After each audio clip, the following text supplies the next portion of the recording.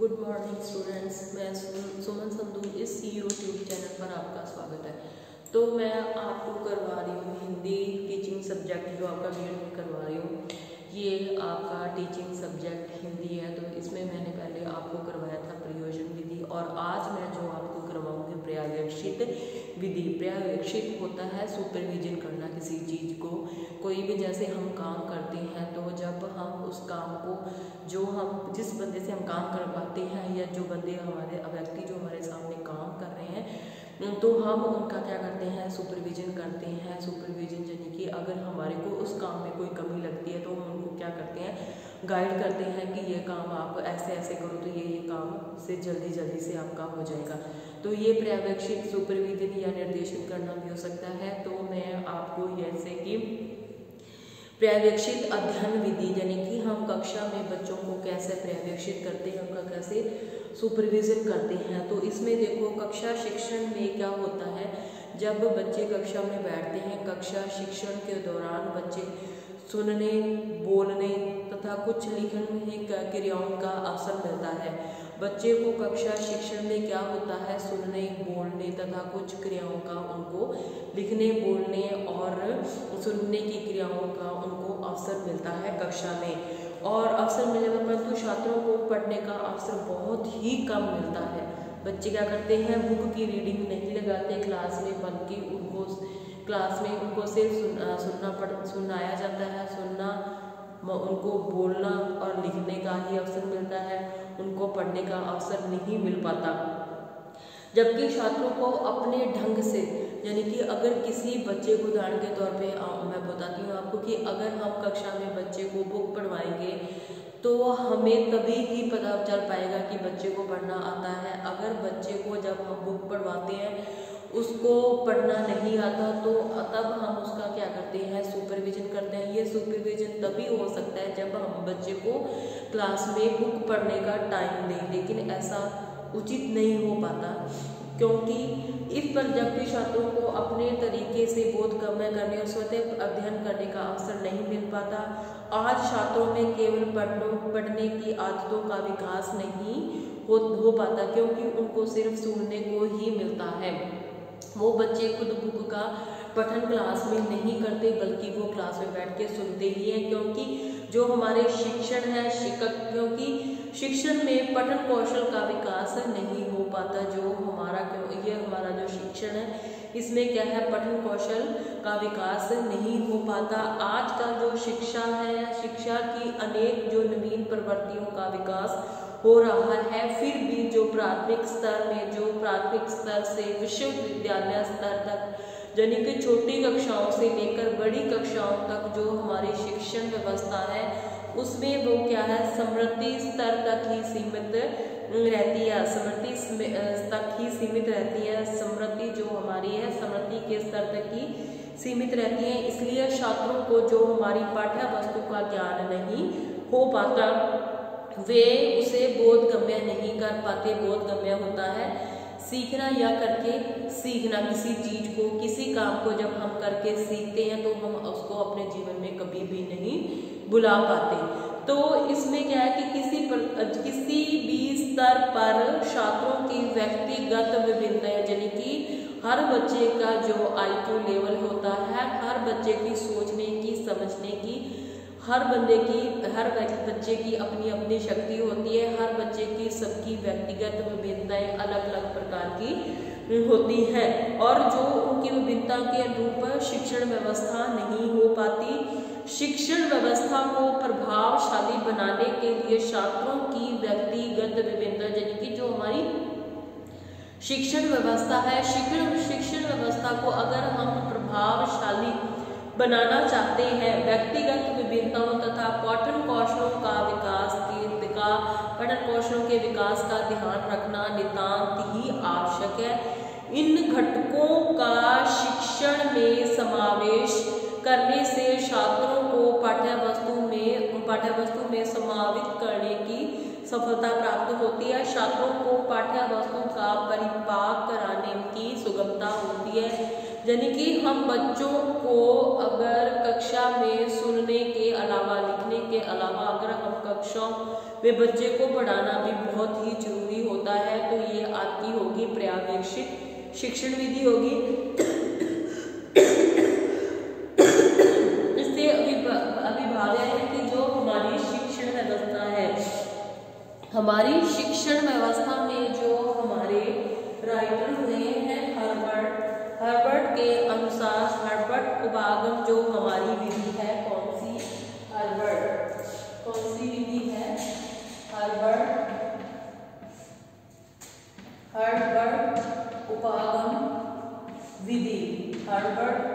उपागम विधि जो हमारी शिक्षण व्यवस्था में हर्बर्ट उपागम विधि में क्या होता है, इसका अधिक प्रयोग किया जाता है, जिसमें शिक्षण स्मृति तक ही सीमित हो पाता है। कहाँ तक? शिक्षण स्मृति तक ही सीमित हो पाता है। इसलिए जो हमारी मॉरिसन विधि है, मॉरिसन जो हमारी विधि है, मॉरिसन विधि में जो है बोधगम्य का स्तर, इसमें मॉरिसन विधि में बोधगम्य, कौन सा? बोधगम्य, मॉरिसन विधि में बोधगम्य स्तर की जो हमारी शिक्षण व्यवस्था है, शिक्षण व्यवस्था को प्राय रूप प्रतिपादन किया गया है। इन्होंने शिक्षण को विचार केंद्रित माना है।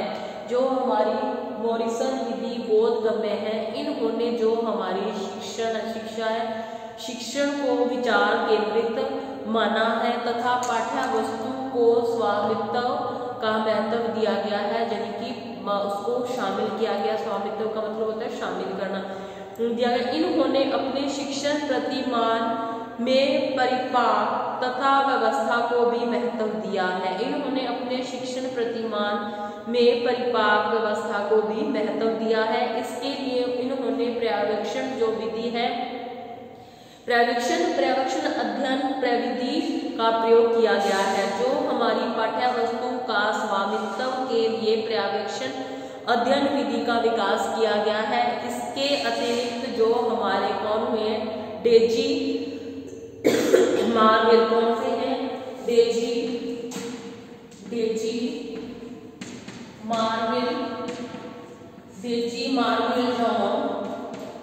मार्विल जॉन जो हमारे राइटर हुए हैं, शिक्षक हैं जो हमारे, जो इनका मानना है डेजी मार्विल जॉन के अंदर 1971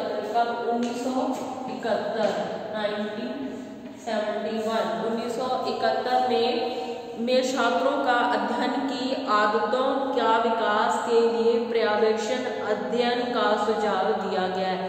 यानी कि जो अध्ययन की आदतें हैं उनके विकास के लिए पर्यवेक्षण अध्ययन का सुझाव दिया गया है। इन्होंने इस प्रकार के अध्ययन तथा पाठ्य वस्तु के प्रयोग पर भी सुझाव दिया है। मॉरिसन ने स्थायी परिवर्तन तथा वास्तविक जो अधिगम के महत्व दिया है। उसके बाद है जो हमारी पर्यवेक्षित विधि से अभिप्राय में क्या कहा गया है कि जो हमारी पर्यवेक्षण अध्ययन विधि को निर्देशित अध्ययन विधि के नाम से भी जाना जाता है। निर्देशित यानी कि हम किसी काम को अगर करवाना चाहते हैं तो उसका क्या करना पड़ता है, निर्देश देने पड़ते हैं। उसमें नाम से भी जाना जाता है। प्रस्तुत विधि में क्या होता है, अध्यापक सर्वप्रथम विषय वस्तु को सूक्ष्म विवेचन करता है, उसका क्या करता है, छोटे रूप में विवेचन करता है, सूक्ष्म विवेचन करता है। तत्पश्चात वह छात्रों को निर्धारित कार्य की ओर संकेत करता है, उन्हें कार्य करने में भी संलग्न करता है। अध्यापक विद्यार्थियों के कार्य का पर्यवेक्षण करता रहता है तथा बीच बीच में उनको क्या करता है, निर्देश भी करता रहता है। जैसे कि कक्षा में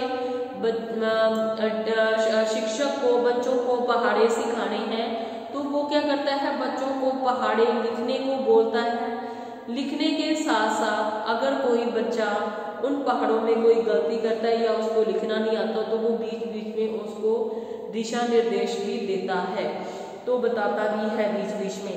तो निर्देशित करता है। छात्र अपनी कठिनाइयों और आकांक्षाओं को वो क्या करता है, आकांक्षाओं को शिक्षक के सम्मुख रखता है, जिसका निराकरण अध्यापक द्वारा किया जाता है। जो हमारे राइटर हुए कौन से, बाइनिंग, कौन से है, बाइनिंग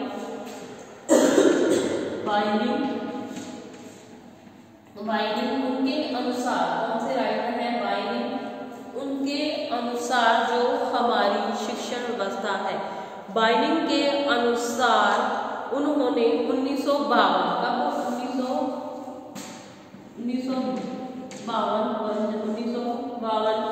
में कहा है कि जो हमारी शिक्षा है, पर्यवेक्षण अध्ययन से हमारा आशय अध्यापक द्वारा, बाइनिंग का मानना है, उन्होंने 1951 में बताया कि पर्यवेक्षित अध्ययन से हमारा आशय है अध्यापक द्वारा कक्षा अथवा विद्यार्थियों के समूह, कक्षा अथवा विद्यार्थियों के समूह यानी कि ग्रुप का उस समय निरीक्षण करने से है जबकि वे अपने डेस्कों अथवा मेजों पर कार्य करने में क्या करते हैं, संलग्न रहते हैं, यानी कि कक्षा में बैठ के जब बच्चे कार्य करते हैं। उसके बाद दूसरे हमारे जो मनोवैज्ञानिक हैं, कौन से, कैलार्क, कौन से हैं, कैलार्क के अनुसार उनका मानना है, वो कहते हैं कि पर्यवेक्षित अध्ययन विद्यार्थी का अध्यापक के मार्गदर्शन, यानी पर्यवेक्षित अध्ययन है वो विद्यार्थी का अध्यापक के मार्गदर्शन में कार्य करने तथा अध्यापक को विद्यार्थियों द्वारा किए गए कार्य का अध्ययन कार्य को पर्यवेक्षित करने के समान रूप से अवसर प्रदान करना होता है। यानी कि बच्चे कक्षा में अपने शिक्षक के सम्मुख रहकर जो कार्य करते हैं, शिक्षक उनको पर्यवेक्षित करता है, उनका सुपरविजन करता है, उनको दिशा निर्देश देता है, के समान अवसर प्रदान किए जाते हैं। यह विधि व्यक्तिगत विभिन्नता तथा क्रियाशीलता, व्यक्तिगत विभिन्नता यानी कि हर बच्चे की सोचने, समझने, सोचने की शक्ति क्या होती है, अलग अलग होती है, क्रियाशीलता के सिद्धांतों पर आधारित है।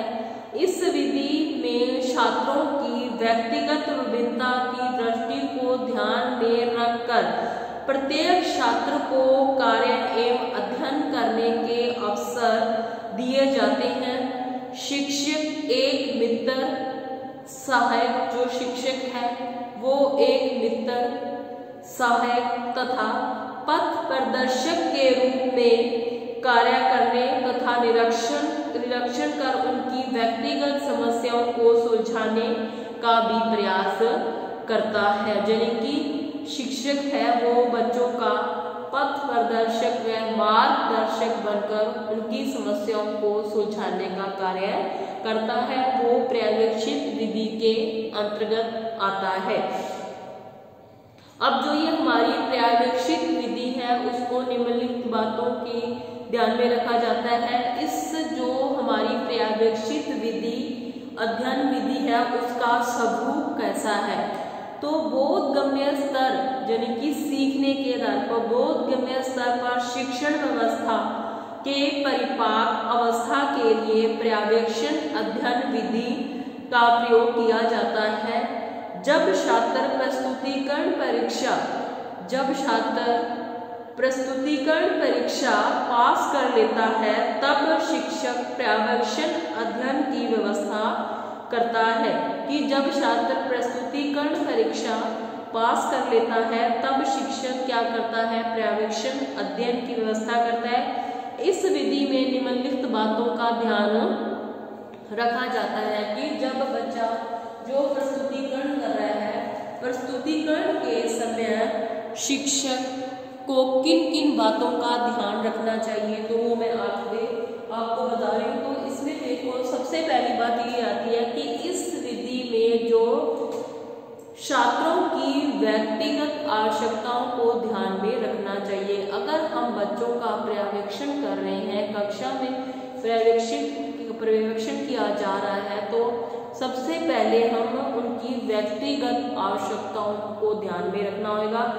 उसके बाद जो हमारी दूसरी बात उन्होंने ये कही है कि जो हमारी अध्ययन विविध प्रकार की सामग्री, यानी कि जो हम अध्ययन कर रहे हैं उसमें विविध प्रकार की जो हमारी सामग्री है, उस सामग्री में मानचित्र हो गए, चार्ट हो गए, मॉडल हो गए आदि के प्रयोग को भी ध्यान में रखा जाना चाहिए।